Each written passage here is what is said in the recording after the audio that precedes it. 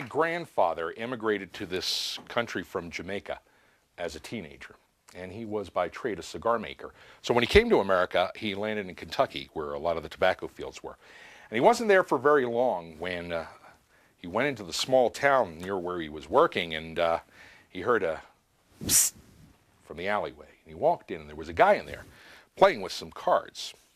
And the guy said to him, "Hey, buddy, how'd you like to make yourself some quick money?" Well, now my grandfather was not averse to that. He really didn't have much when he came to this country, and he was a little cautious though, because they had card cheats even in Jamaica. And so when he shuffled the cards, he watched very intently as the man said, "All you have to do is follow the play of one card. If you can follow the money card, you can win yourself a lot of money."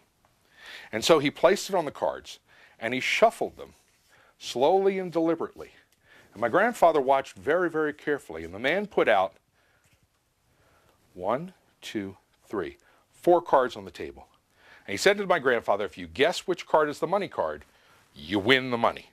Now my grandfather was a little suspicious. He thought perhaps that the money card wasn't even on the table, but when the gambler showed him the rest of the cards in his hand, he realized he had no reason to be suspicious whatsoever. Now, Tamara, which of those cards would you have bet on?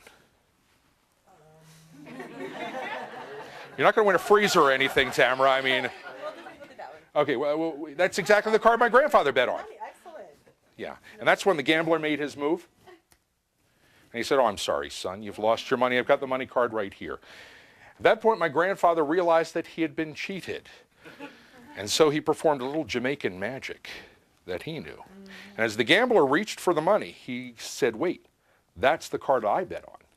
And that's the money card." Well, the gambler froze in his tracks, and when he turned over the card that just a moment ago was the money card, he realized he'd been beaten by someone or something he didn't really understand. Well, my grandfather got to keep the money, and he got to keep the cards, and that's how I got them. Because they were of no earthly use to the gambler. That's because you simply can't play a money game with that many money cards.